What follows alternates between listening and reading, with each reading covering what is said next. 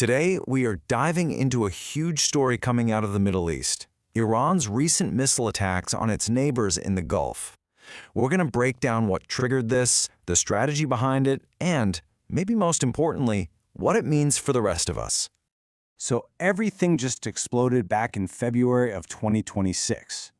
In one single massive event, Iran fired off a wave of missiles at multiple Gulf states. We're talking Bahrain, Qatar, Kuwait, the UAE, Saudi Arabia, and even Jordan. This was no small skirmish on the border. This was a huge, coordinated military strike. So the big question is, what on earth could have lit the fuse for an attack on this scale? Well, to get that, you have to rewind the clock just a little bit to see what happened right before. All right, so here's the sequence, plain and simple. This whole thing didn't actually start with Iran launching missiles. It kicked off with joint military strikes by the United States and Israel that hit targets inside Iran's own borders. So from Tehran's perspective, their missile barrage was a direct and, in their eyes, a necessary answer to that first punch. Inside Iran, they gave this operation a name, True Promise 4. Now that name is really telling, isn't it? It's designed to build this narrative that they're just fulfilling a solemn duty. It frames the whole thing not as an act of aggression, but as them making good on a promise to retaliate for being attacked. But, this goes way deeper than a simple tit for tat. There's a really complex strategy being played here by Tehran, and it all pretty much boils down to one single core idea. And that idea is deterrence. Plain and simple. For Iran, the goal isn't just about getting revenge once. Nope. It's about making your enemies stop and then think again before they ever try to strike you. It's about creating a very real fear of what will happen next. And this quote, it basically sums up Iran's entire military thinking. See, for deterrence to actually work, just threatening someone isn't enough. You have to prove, beyond a shadow of a doubt, that you're willing to follow through. Iran feels it has to show the world that it can and will inflict serious pain in return. So here's the really crucial part.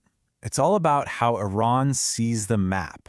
When they look at U.S. military bases in places like Qatar or Bahrain, they don't see them as neutral ground. To them, those are forward operating posts for an enemy. So, in their calculus, those bases and the countries that host them automatically become part of the battlefield, making them, in Iran's view, fair game when they feel like they're facing a major threat. But of course, if you're one of the countries with missiles raining down, you see things, well, completely differently. So let's flip the script now and look at this from the Gulf's point of view. This chart just lays out the crisis perfectly. Where Iran is yelling retaliation, the Gulf states are yelling, "You're violating our sovereignty." Where Iran talks about deterrence, they just hear unjustified aggression. And where Iran thinks it's pushing back, they see a flagrant violation of international law. The two sides aren't even speaking the same language. There is absolutely no common ground here. And the reaction from the region? It's been totally unified, and it's been fast. Every single nation that was targeted, Saudi Arabia, the UAE, Qatar, Kuwait, Bahrain, and Jordan, they have all come out and condemned these attacks in no uncertain terms. It's a solid, united front that completely rejects Iran's story. And we're not just talking about strongly worded letters here. Saudi Arabia, a huge power in the region, has publicly stated that its military is ready to take whatever defensive measures it needs to. And a statement like that, well, it just raised the stakes for everyone, big time. And the scary part is, this isn't contained. The conflict is already spilling over, and it's not just hitting military sites, it's affecting the entire region, creating a much, much wider battlefield. And just look at the real-world consequences. You've got massive airspace closures, which means commercial flights are stuck on the ground. You have missile alarms going off, which is just terrifying for ordinary people trying to live their lives. And all of that adds up to a huge disruption for business in one of the most important economic crossroads on the planet. Yeah, this is not just a local squabble. You've got the United States and Israel who are sticking by their story that their initial strikes were necessary for their own security.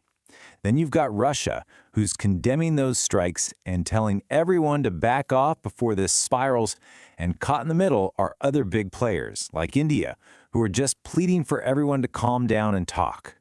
And in the middle of all this high-stakes political chess, we absolutely cannot forget the human cost.